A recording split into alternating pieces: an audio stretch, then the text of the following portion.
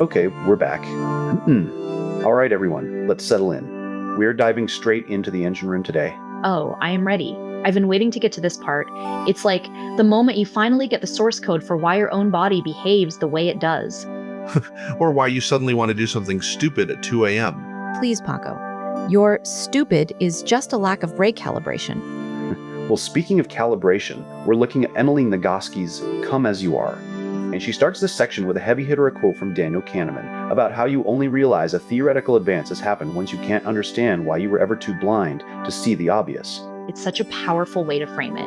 Like, once you understand this dual control model, everything else, all the confusion, the why am I like this, it just clicks. Until you realize the obvious is actually just a complex stereological tug of war. Exactly. And she gets right to the hardware. She says the model isn't just a metaphor. It is a literal description of the central nervous system.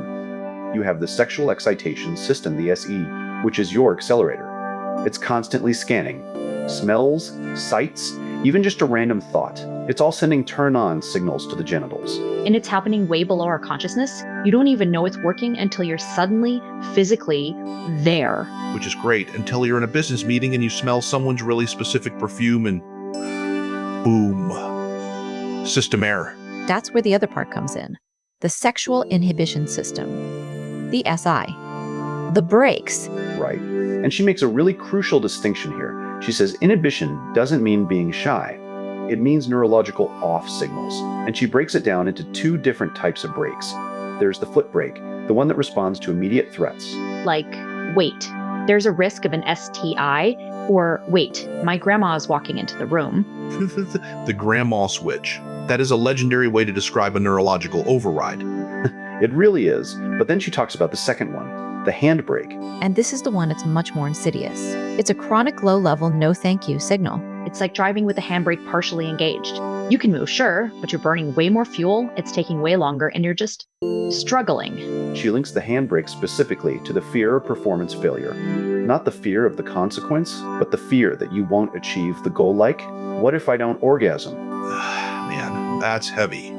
That's exactly what I feel when I'm trying to impress someone and suddenly I'm overthinking my entire existence. And that's the software update we're talking about. It's not that you's broken, it's that your handbrake is just stuck. Wait, look at how she applies this to a real person. She brings in Olivia. She describes her as one big yes. This woman is just vibrant. She loves everything. New toys, new places. She's just fully present in her body. Sounds like a dream. Or a very loud neighbor. But then she asks Olivia if she's ever done things and thought, why did I do that? And Olivia admits that when she's super stressed, she just goes. She does stupid shit. That's the out of control feeling. Exactly. She describes it as an itch that no amount of scratching will help. And here's the kicker. She links it back to the hardware. It's not a character flaw or a hormone imbalance. It's a sensitive accelerator. This is the part that changes everything. We always assume sexual dysfunction is a lack of something, a lack of desire, a lack of drive. But Nagoski says the problem is rarely the accelerator. It's much more likely that the problem is too much brakes. It's not that the engine won't start. It's that you're slamming on the brakes while trying to floor it. Precisely. And she moves into this idea of sexual temperament. She says these levels how sensitive your SE and your SI are traits. They are stable, like introversion or extroversion. We're all on a bell curve. So, there's a group of people, maybe 2 to 6%, who are basically redliners. High accelerator, very low brakes. And that can lead to that out of control feeling or riskier behavior, especially when stressed. And on the other end, you have the flatliners, the ones whose interest just vanishes when life gets heavy. It's a spectrum. And the most important takeaway from this chunk is that once you identify which system is being hit, is it the foot brake, the handbrake, or is the accelerator just not getting enough signal? You can actually start to figure out how to create change. It turns sex from this mysterious, shameful mystery into a way to tune your own engine. I love that. It's not a defect, it's just a calibration issue. So, we just talked about the redliners, the ones with the super sensitive accelerator. But Nagoski turns the lens in the other direction now. She asks, what if you had the opposite combination? The heavy-duty brakes paired with a pretty sleepy accelerator. Exactly. She says this describes about 1 to 4% of women. And she's not being vague here. She links it directly to the big three: trouble getting aroused, lack of interest, and difficulty with orgasm. So, the engine is idling, and the parking brake is pulled all the fucking way up. That's a brutal way to put it, Jane, but she's essentially saying that if your brakes are sensitive, you are hyper-responsive to every single reason not to be turned on. And if your accelerator isn't very sensitive, you can't just rely on a random spark. You have to use deliberate attention just to tune in. It's like trying to find a radio station through a massive amount of static. That sounds exhausting, like you're constantly working a second job just to feel, And check this out. This is the part that really sticks. She cites a 2008 survey of over 200 women. She found that the strongest predictor of all kinds of sexual problems isn't the accelerator, it's the brakes. Specifically, these arousal contingencies. I love that phrase, unless things are just right. Just right. That is the handbrake. Unless the lighting is enough, the temperature is exactly 72 degrees, and my partner has been talking to me with the exact right frequency of empathy. But she's serious. She points to people worrying about taking too long. The anxiety about the performance itself. The fear of not reaching the goal actually becomes the very signal that shuts the system down. it's a feedback loop of doom. The more you worry about the brakes, the harder you slam them. To help us map this, she actually includes this, well, she calls it a Cosmo quiz adaptation. It's a questionnaire. She's very careful to say, don't mistake this for actual science, but it's meant to guide your understanding. I'm looking at the inhibitors section now. It's hitting all the psychological notes. Sometimes I have so many worries that I am unable to get aroused. If I am uncertain how my partner feels about me, it is harder to get aroused. There it is, the uncertainty brake, the do they even like me signal. And then the exciter side. This is much more visceral. Seeing a partner doing something that shows their talent or intelligence. Sappy sexuality. It's right there in the hardware. Yeah, but then she hits a break even in the excitement section. If it is possible someone might see or hear us having sex, it is more difficult for me to get aroused. The fear of being caught break. We talked about this earlier with the foot break, the immediate threat. But look at the scoring. This is where she starts categorizing us. If you score low on the SI, the inhibitors, she says you're basically not so sensitive to the reasons not to be aroused. Most circumstances can be sexual for you. Sounds like a recipe for a very messy life. Well, she says the challenge for that group is actually reining yourself in. You might find yourself redlining like we discussed with Olivia. But the high SI group, that's the one that's struggling. She says you need a setting of trust and relaxation.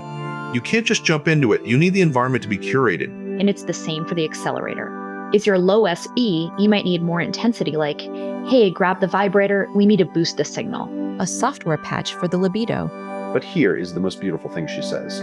She looks at the medium group, and she says most people, more than half of the women she surveyed, fall right in the middle.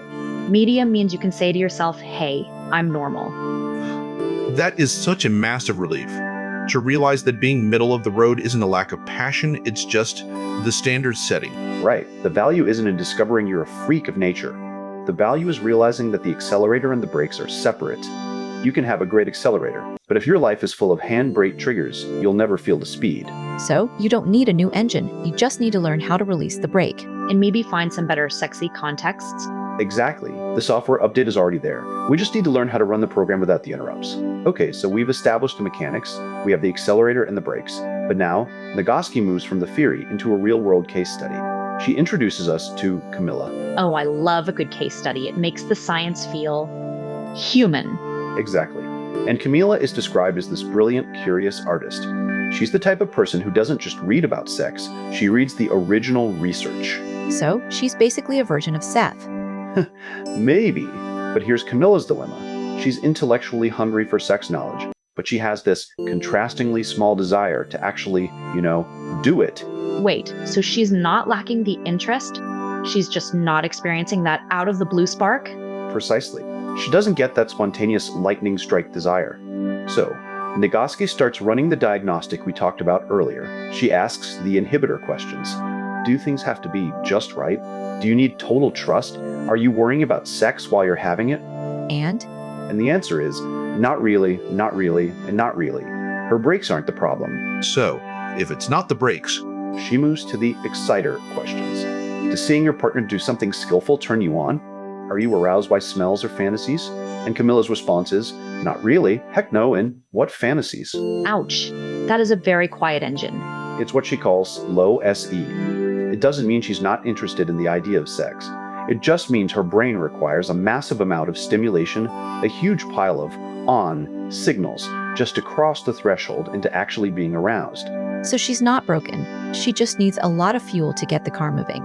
Exactly. And she even mentions that for Camilla, orgasm can sometimes be more of a distraction than a goal.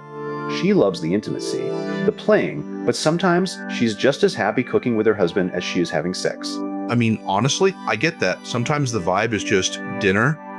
But there's a tension there, because her husband Henry wants her to initiate more. And Camilla asks the big question, is this something a person can change? And Nagoski's answer is a definitive, yes it is. That is the software update again. The code is there, we just need to rewrite the triggers. But before we get to how she changes, Nagoski takes a full step back to look at the population level. She reiterates that on average, men have more sensitive accelerators, more an easy way to get the engine revving. And women have more sensitive brakes. Right, but she makes this huge, crucial point here. She says we shouldn't use these averages to create new, shitty stereotypes. She says women are easily turned off and difficult to turn on is just the new version of the old bad metaphors. Because it ignores the individual. Exactly. It's like saying all cars have a certain top speed, but ignoring that some cars are Ferraris and some are tractors. The real magic is in the variation within the groups. And she links it to something we haven't talked about much yet, mood and anxiety. Yeah, this is fascinating. She notes that about 10 to 20% of people, both men and women, actually see an increase in sexual interest when they are anxious or depressed. Wait, what? You get more turned on when you're stressed? It sounds counterintuitive, right? But she explains it through the hardware. If a man wants sex more when he's anxious, it might mean his brakes are less sensitive. The stress isn't shutting him down. But if a woman wants sex more when she's anxious, it might mean her accelerator is actually highly responsive to that specific stress signal. So anxiety is just another way to slam the gas or the brake. It's like she's saying our biology isn't a fixed destiny. It's a system that's constantly reacting to the environment. And that leads into her most mind-blowing point in this section. She says that the things that turn us on or turn us off aren't necessarily innate. We aren't born with a list of sexy things. We are born with a turn-on list? No. She compares it to learning a language. You aren't born speaking French, right? You learn the language of the environment you grow up in. And she says we learn a sexual language. So our preferences, they're learned? She uses these incredible rat studies to prove it. She talks about researchers training male rats to associate the smell of lemons with sex. I mean, I've definitely been there. A little lemon, a little excitement. But the point is, the rats didn't start liking lemons. They learned to link the smell to the experience. In one study, if a rat's first sexual experience happened while wearing a little rat jacket, the next time they were with a female without the jacket, they actually inhibited themselves. Because the brain thought, no jacket, no sexy times, system shut down. Exactly. The jacket became a part of the accelerator signal. The brakes learned that the absence of the jacket was a threat or a non-sex signal. So, the software is being written in real time by our experiences. Everything. The smells, the sights, the /fiction fantasies, the huge, beautiful bathtubs. It's all learned association. The hardware, the accelerator, and the brakes is innate. But what they react to, that's the language we learn from our culture, our partners, and our own lives. So we aren't just stuck with the factory settings. We're constantly updating a library. Exactly. We are the architects of our own arousal. We just have to learn how to read the code. My brain needs a second to process the lemon rat imagery. Agreed. Let's take a quick breather and grab some water.